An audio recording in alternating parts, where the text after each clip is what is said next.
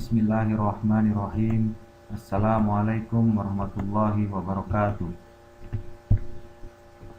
Pada kesempatan kali ini kami kelompok 7 akan memaparkan materi kami, yaitu pemrograman CAI model simulasi. Yang pertama ada standar kompetensi. Standar kompetensi yang pertama memanfaatkan teori dan konsep program CAI simulasi untuk kepentingan pembelajaran. Kompetensi dasar, memahami dan menerapkan teori dan konsep program CAI simulasi, membaca flowchart program CAI simulasi, mengidentifikasi tahapan pemrograman program CAI simulasi, dan yang terakhir mendesain program CAI simulasi.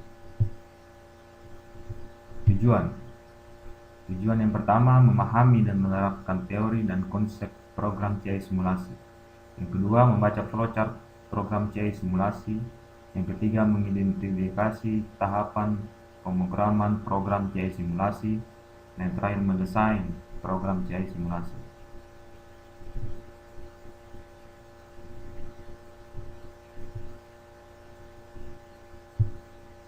Kemudian langsung pada materi kami. Yang pertama, konsep dasar CAI simulasi. Computer Assisted Instruction merupakan program yang populer pada era 60-an, yang merupakan awal perkembangan komputer dan pemanfaatannya untuk mengembangkan model belajar, khususnya model belajar terprogram. Model simulasi adalah model pembelajaran yang menampilkan materi pelajaran yang dikemas dalam bentuk simulasi-simulasi pembelajaran dalam bentuk animasi yang menjelaskan konten secara menarik, hidup, dan memadukan unsur teks, gambar, audio, gerak, dan paduan warna yang serasi dan harmonis. Dari sudut inovasi pembelajaran, belum begitu banyak yang menyentuhnya.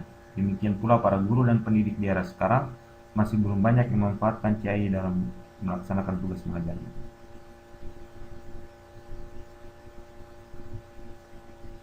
Kemudian,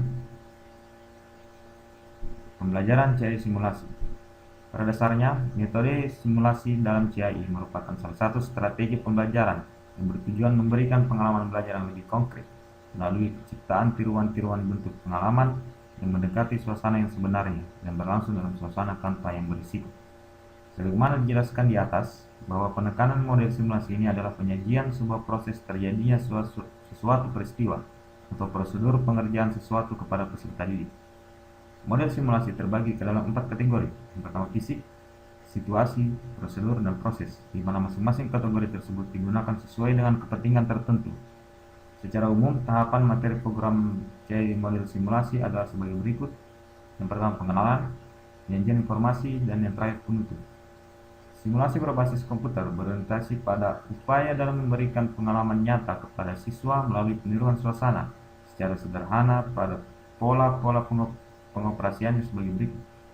Yang pertama, komputer menyajikan materi simulasi, kemudian siswa dapat menyimak simulasi. Dan yang ketiga, melanjutkan atau mengulangi tahapan simulasi sebelumnya. Kemudian siswa bertanya kepada guru, dan kemudian guru memberi respon jawab. Dan yang kemudian pemberian feedback tentang respon, kemudian adanya pengulangan materi, dan yang terakhir pemberian kesimpulan.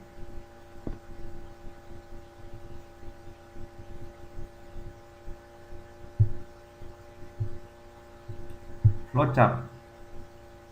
Penuangan dialog ke dalam program dapat dilakukan dengan berbagai cara.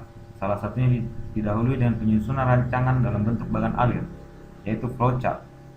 Flowchart atau bagan alir adalah suatu bagan yang berisi simbol-simbol grafis yang menunjukkan arah aliran kegiatan dan data-data yang dimiliki program sebagai suatu proses eksekusi. Simbol-simbol yang digunakan membuat bagan alir mempunyai arti tertentu yang telah dibakukan secara internasional, sehingga sebuah bagan alir dapat dibaca oleh semua programmer dan dapat diimplementasikan ke dalam program menggunakan bahasa yang dikuasai. Ada bentuk-bentuk yang umum dalam flowchart, yaitu ada lingkaran kecil yang meliputi start dan finish, dan kemudian ada jajar genjang yang secara umum menggambarkan interaksi input dan output. Ada belah ketupat yang menggambarkan pengambilan keputusan atas pilihan, dan ada persegi panjang yang secara umum menggambarkan proses pengolahan informasi. Dalam flowchart terdapat 2 macam proses terstruktur, yaitu yang pertama, pemilihan berkondisi. Pemilihan berkondisi dalam model simulasi ini adalah pemilihan langkah berikutnya yang ditentukan atas suatu kondisi. Jika kondisi terpenuhi, maka proses berlanjut. Jika tidak, proses akan menempuh alternatif lain. Contoh flowchart bisa Anda lihat di bawahnya. Dan kemudian proses pengulangan, pemilihan berkondisi, proses pengulangan berlangsung atas jumlah pengulangan yang ditetapkan saat program ditulis atau ditetapkan kemudian saat program dijalankan. Ini diungkapkan mulai pernyataan repeat dan until atau for do atau while do. Contoh flowchart segmen ini ada di bawah, Anda bisa lihat sendiri. Jika tidak terproses dengan baik, maka ada pengulangan dalam proses flowchart tersebut. Kemudian langkah-langkah produksi CI simulasi. Sebelum kita melangkah ke proses produksi terlebih dahulu, kita harus membuat perencanaan produksi, antara lain analisis materi untuk disimulasikan, kemudian mengembangkan RPT, kemudian flowchart program pembelajaran CI simulasi, dan yang terakhir mengembangkan storyboard program CI model simulasi. Proses produksi. Setelah membuat perencanaan pengembangan program CI simulasi, langkah selanjutnya yang harus ditempuh yaitu proses produksi. Di sini seorang programmer program pembelajaran harus mengerahkan seluruh kemampuannya untuk menghasilkan program yang layak dimanfaatkan dalam proses pembelajaran.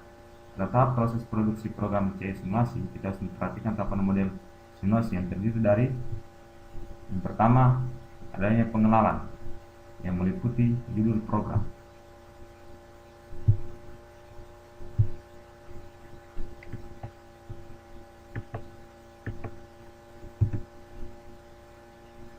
Pengenalan meliputi judul program. Suatu program simulasi diawali dengan tampilan halaman judul atau bentuk-bentuk lain yang dapat menarik perhatian siswa.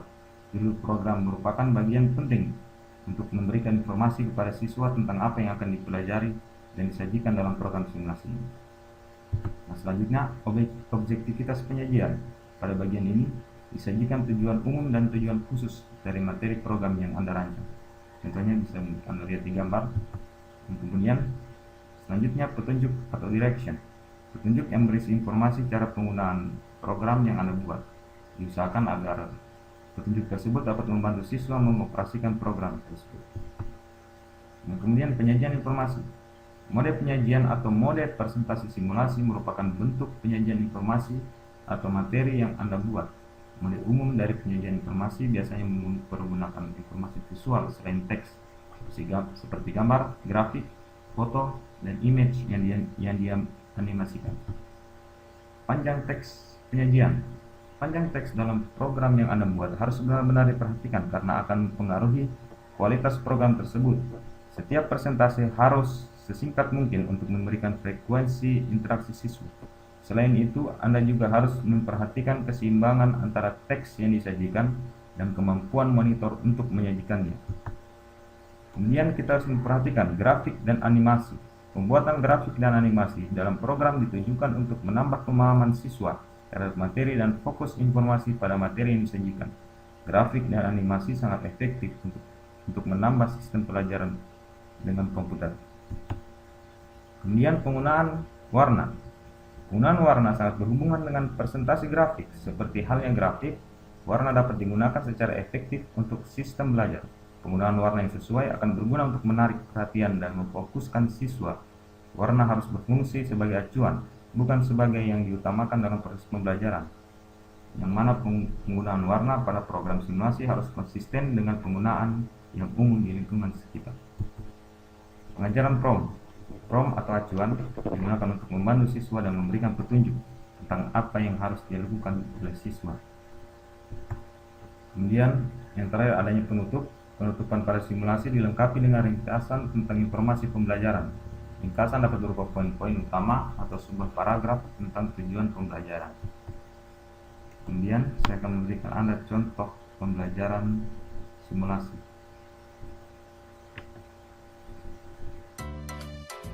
Mengapa benda dikatakan jatuh? Pernahkah kamu jatuh? Bagaimana arah gerakannya? Apa yang menyebabkannya? Untuk menjawab pertanyaan tersebut, perhatikan contoh berikut. Seorang anak kecil melempar buah apel dengan menggunakan batu. Apakah yang terjadi? Bagaimanakah kedudukan buah apel? Apel akan berpindah kedudukannya dari atas menjadi di bawah pohon. Jadi, benda dikatakan jatuh apabila kedudukannya berubah dari atas ke bawah.